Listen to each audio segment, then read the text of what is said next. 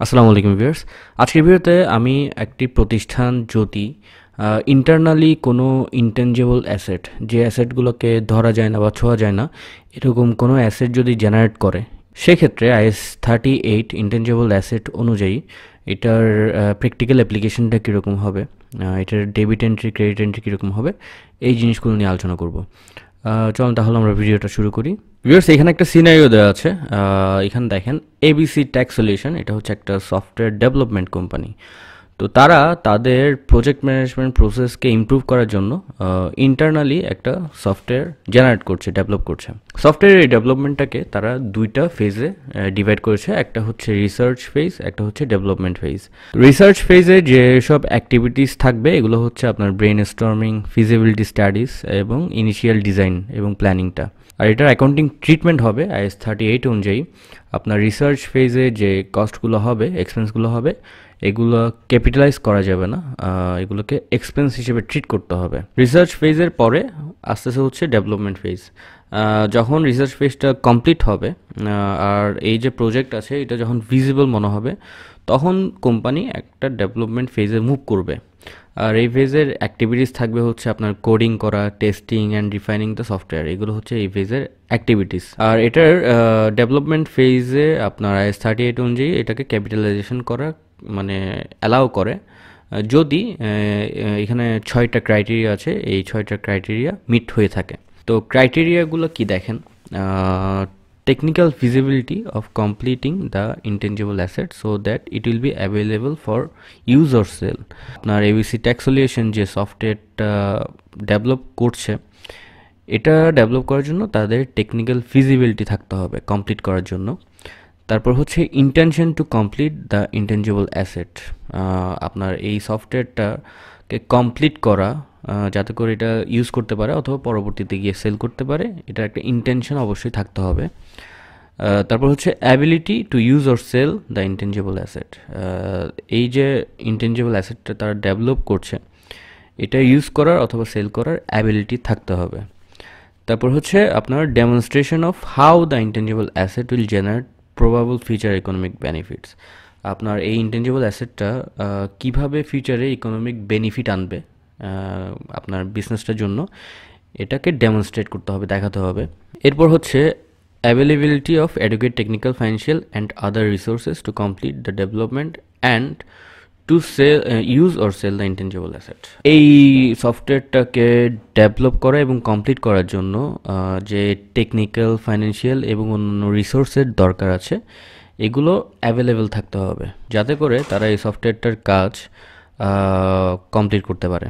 আর সবার শেষে হচ্ছে এই ডেভেলপমেন্ট ফেজে যে এক্সপেন্ডিচারগুলো হয়েছে ওগুলোকে রিলায়েবলি মেজার করতে পারার মতো অ্যাবিলিটি থাকতে হবে। তো এই ক্রাইটেরিয়াগুলো যদি মিট হয়ে থাকে সেক্ষেত্রে আপনার ডেভেলপমেন্ট ফেজে যে কস্টগুলো হয়েছে এগুলোকে ক্যাপিটালাইজ করা যাবে। আর যে সকল কস্টকে ক্যাপিটালাইজ করা যাবে এগুলো দেখেন, আপনার salaries of employees directly involved in the development, যে সকল এমপ্লয়িজ আপনার এই সফটওয়্যারটা ডেভেলপ করার জন্য ডিরেক্টলি ইনভলভ, তাদের স্যালারিজগুলো ক্যাপিটালাইজ করতে পারবেন। তারপর cost of material and service used in development process, আপনার সফটওয়্যারটা ডেভেলপ করার জন্য যে ম্যাটেরিয়াল অথবা সার্ভিস কস্টগুলো হয়েছে ওগুলোকে ক্যাপিটালাইজ করতে পারবেন। আর হচ্ছে যদি কোনো ওভারহেড কস্ট হয়ে থাকে যেগুলো ডিরেক্টলি আপনার এই প্রজেক্টের জন্য হয়েছে ওগুলোকেও আপনার ক্যাপিটালাইজ করতে পারবেন। এখন এখানে রিসার্চ ফেজ এবং ডেভেলপমেন্ট ফেজের ট্রানজ্যাকশন দেওয়া আছে। রিসার্চ ফেজে দেখেন ABC tax solution spend $40,000 on market research, feasibility studies and initial planning during the research phase. তো $40,000 মতো তারা খরচ করেছে মার্কেট রিসার্চ করার জন্য, ফিজিবিলিটি স্টাডিজ করার জন্য, আর হচ্ছে ইনিশিয়াল প্ল্যানিং আর ডিজাইন করার জন্য। এটা হচ্ছে রিসার্চ ফেজের কস্ট। আর এটার জার্নাল এন্ট্রি হবে আপনার রিসার্চ এক্সপেন্সকে ডেবিট করতে হবে আর ক্যাশ অ্যান্ড ব্যাঙ্কে ক্রেডিট করতে হবে। আর ডেবিট যেটা করলেন এটা আপনার ইনকাম স্টেটমেন্টে খরচ হিসেবে প্রফিট কমাই দিবে। তো এটার এক্সপ্লেনেশন দেওয়া আছে। এক্সপ্লেনেশন আমি আগেও বলেছি যে IS-38-এ রিসার্চ ফেজের কস্টগুলোকে ক্যাপিটালাইজ করতে পারে না, এগুলোকে এক্সপেন্স হিসেবে ট্রিট করতে হয়। আর রিসার্চ ফেজের পরে ডেভেলপমেন্ট ফেজে যে ট্রানজ্যাকশন হয়েছে এগুলো কী হয়েছে দেখেন। After successfully completing the research phase, ABC Tech Solution moves to the development phase. During this phase, they incur cost totaling $250,000, which includes salaries of developers, software tools, and directly attributable overheads. ABC Tech Solution meets all the capitalization criteria of IAS 38.